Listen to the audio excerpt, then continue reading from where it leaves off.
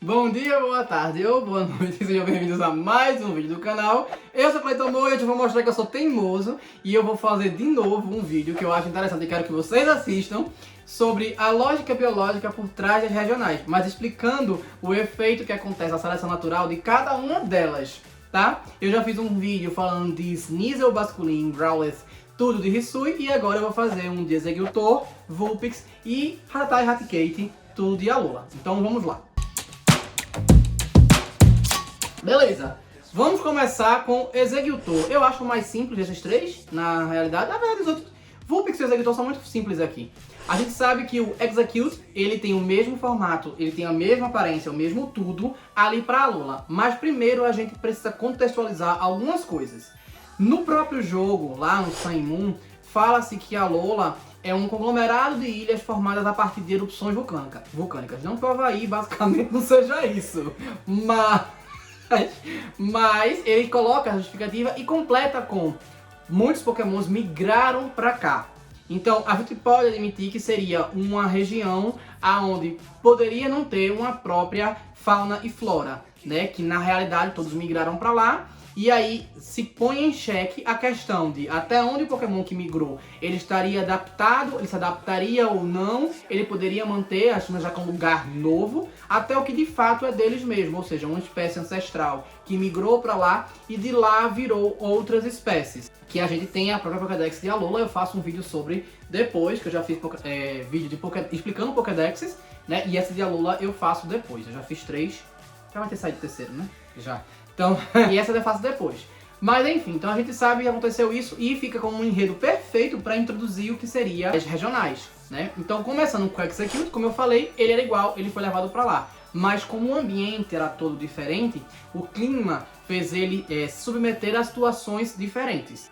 E aí, como é um lugar tropical, muito iluminado, parará, e ele é uma planta, a justificativa que é usada é que aquele sol e toda aquela riqueza naquele lugar, no solo vulcânico, pererê parará, aquele negócio todo, fez com que ele absorvesse tantos nutrientes, se desenvolvesse tanto, que na hora que ele encontrasse o fator preponderante pré-evolução dele, que nesse caso aqui seria a Leaf Stone, né, que você coloca nele, que é o fato para ele evoluir, ele juntasse essa energia da Leaf Stone, nesse destrave, né, quase uma enzima, para que faça ele fazer o processo de evolução dele, com toda essa energia acumulada que ele fez da fotossíntese e da absorção dos nutrientes e maximiza o poder dele ao máximo. Nesse caso, ele não maximiza mudando necessariamente o total dos bases status, né? Ele não muda os bases status. O total, só a distribuição e o formato. E aí, como é uma planta, ele cresce muito, mas como ele maximizou o poder dele, ele saiu do psíquico para o dragão, dizendo que aquele dragão acordou de dentro dele, com toda uma justificativa ali por trás. Os locais... Deixa o carro passar, né?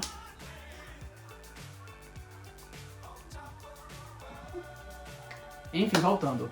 Os locais dizem que o Exeggutor de Alola é a forma original do Exeggutor, né? E que é justamente porque está no seu máximo poder. Inclusive, fica aí um questionamento. Quando eles vierem pro Brasil, vai ter como? Vai ter Exeggutor na praia, o de Alola, e os normais dentro do continente, eles vão fazer um terceiro tipo. Como é que vai ficar? E aí? Como é que fica? E aí? Como é que vai ser? Existem algumas teorias a respeito disso, mas eu deixo para fazer essas teorias num vídeo sobre a Pokédex de Alola. Vou deixar lá em stand-by, tá certo?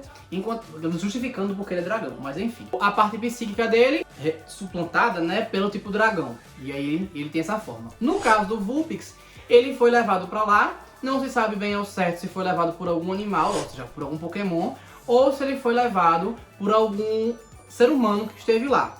Por causa do clima lá do Havaí, muito provavelmente por uma competição, as Pokédexes não deixam claro, né, quando foi, quem é o competidor dele, com quem ele bateu de frente, ou o que foi, mas por algum motivo ele subiu pro Mountain lá naquela e ficou ocupando lá em cima. E ele ficou naquela região. Só que o que acontece? Ele é um Pokémon de fogo, tá vivendo no gelo. Tá, beleza, você consegue conceber. Só que para e pensa, ele vai juntar os nutrientes dele com o quê? Ele tá no meio da neve, pô. ele ia caçar, ele ia juntar nutrientes, comer as frutinhas dele, aquele negócio todo, mas ele ia gastar muito para produzir, ele ia gastar muito para produzir aquele calor, e aí ele não ia ter. Então, aos poucos, a forma dele foi mudando, né? Aqueles que foram deixando de ser normais, ser de fogo. Eu acredito que, na verdade, o processo teria sido um Vulpix de fogo para um Vulpix normal e depois um Vulpix de gelo, né? E aí esse buraco do Vulpix normal está aí a ser preenchido, né? Talvez aí no Legends de Alola ou alguma coisa desse tipo. Entretanto, a forma de gelo dele é antiga o suficiente para não dar Legends Arceus. A gente caça, vai buscar uns Vulpix que fugiram e que são Vulpix de Alola. Então eles estão ali, eles já acontecem em Alola. Alola já existe, já está em Alola desde quando os japoneses chegaram em Hisui, né? Já que eu já falei aqui no vídeo que basicamente Sinnoh é uma japonificação da Europa, mesmo sendo um mapa de Hokkaido, né? Mas enfim, e aí ele já estava lá em Alola, ele já tinha ocupado, os seres humanos já estavam lá. Inclusive é falado que tanto o Vulpix de Alola quanto o Ninetales de Alola, eles são venerados como divindades, e que eles basicamente, muito tempo depois, foi descoberto que eles eram similares aos Vulpix e Ninetales dos outros lugares do mundo, né? Que eles eram uma variante regional, ou seja, uma evolução divergente do normal. A gente também pode passar aquele pano, porque como eles são baseados em lendas, né? A Kyuubi, né? Que ele já passou diretamente do fogo para o gelo, aonde o gelo ele não precisaria mais gastar muita temperatura para que ele possa produzir o calor e se esquentar, uma vez que ele é um com o ambiente, né? E só poderia só comer aquilo o mínimo. Então ele sairia na vantagem. Ou seja, o Vulpix ele foi se transformando ou no normal ou no gelo, foi perdendo, morrendo de fome, literalmente, por causa dos outros, porque os outros iam conseguindo comida, mas enquanto para os outros a comida era suficiente, para ele não era mais suficiente, e aí ele foi deixando de existir, enquanto os normais ou de gelo foram se sobressaindo. Isso pode ter acontecido diretamente para o de gelo, que precisava de menos comida do que o de fogo, para habitar aquela região, ou isso pode ter acontecido primeiro para o normal, e depois a mesma coisa do normal para o de gelo. Sempre baseado na comida e na quantidade de nutrientes e de calor que ele precisava gerar para se manter vivo. A ponto que na Ninetales e Alola, ela é fada, porque ela basicamente virou quase com uma entidade ali daquela montanha. Inclusive fala que ela guia as pessoas perdidas na montanha para fora da nevasca, porque não é para estar ajudando, é que ela quer se livrar daquele intruso ali, para que ele não cause nenhum dano na natureza. Queen! Errada ela não tá, né? Vamos lá. E antes de eu ir pro último aqui, eu espero que vocês gostem. Então, olha, curte, comenta, compartilha, se inscreve. A gente tá tentando monetizar o vídeo, pelo amor de Deus. No caso, pelo amor de Arceus, né? Vamos nos inscrever, vamos dar uma visibilidade aí. Compartilha, manda pra um amigo, pra um colega, pra um grupo que vocês conhecem de Pokémon. Compartilha esse vídeo no grupo de Pokémon, vai! Vai! Agora vamos por último. O Raticate e o Rattata. Bem, é o seguinte. Com o povo migrando e tal pra Alola, o que aconteceu? Os Rattatas normais foram levados pra lá. Só que virou uma praga. Não tinha quem caçasse eles viraram uma praga ali dentro. E o povo é provavelmente uma referência, né, aos navios de contrabando, né? Tanto de escravo quanto de mercadoria, enfim, que acabavam trazendo os ratos pros lugares, né? E aí o Rattata chegou lá e foi ocupando. Aí decidiram, vamos trazer o predador desse bicho aqui. Vamos trazer. Como já aconteceu várias vezes, né, na vida normal, leva um bicho para um lugar, o bicho não tem a função que a gente espera, aí traz o predador do bicho, a gente em vez de ter um problema vira dois. Só que nesse caso não foi bem o que aconteceu. No retratado aqui, foi o seguinte, foi levado o Yangus para lá para caçar os Rattatas. O que é um problema, já que Rattata não tá em Paldeia, e aí por quê o Yangus tá lá? E Yangus eu já falei, ele é baseado ou no Mangusto ou no Papamel, e o Papamel é daqui do Brasil, então, né, vamos esperar em Regional Brasil, já fiz até um vídeo, um desenho sobre isso, mas enfim. E aí ele foi levado pra lá pra poder caçar os Rattatas, e ele caça os Rattatas, só que os Rattatas já estavam muito. Aí o que foi que eles fizeram? Tanto Yangus quanto o Rattata, eles têm hábitos diurnos.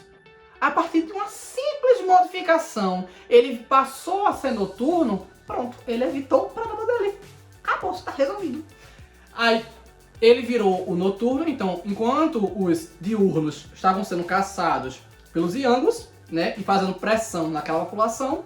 A população que foi se adaptando e virando noturna, que era quando o Yangos não estava em atividade, começou a se adaptar a ponto de modificar a espécie. E aí o ratatá passou a ser normal, noturno. E aí tem um ratatá que a gente conhece, que a gente chama de ratatá de Alola. O mesmo vale para o Raticate, né, que é até robustão, aquele negócio todo, né? Mas aí o Yangos ficou de manhã e o Raticate ficou à noite. Eles não podem, eles são inimigos, como eu tô falando, só que como não tem momento que eles se encontram, fica difícil acontecer. O Yangos teve que mudar a dieta, basicamente, né? E o Raticate passou por um processo de seleção de gargalo, né? Que é quando uma espécie ela passa por um processo que decai demais a população para que ela possa passar e se adaptar e evoluir àquela coisa. Ou se adapta ou se extingue. Não tem outra opção, né? E aí, no caso, ele se adaptou. Aí fica naquela, né? Vamos ver se o Yango se adapta e passa a ter noturno, uma regional dele ou alguma coisa desse tipo. Mas aparentemente, pelo que é retratado, hoje as coisas estão mais controladas. De noite eles não cresceram tanto, eles tiveram que viver escondidos, os ratatais e raticates, enquanto de dia os Yangos acabaram se adaptando e modificando a dieta. Enfim, eu sei que tem mais de Alola pra falar, mas eu não falei todo mundo, né? Então eu espero que tenham gostado, então curtam, comentem, compartilhem, se inscrevam no canal e se não sabem o que escrever, vamos de Havaí, pode ser Havaí? Havaí, e é isso, valeu!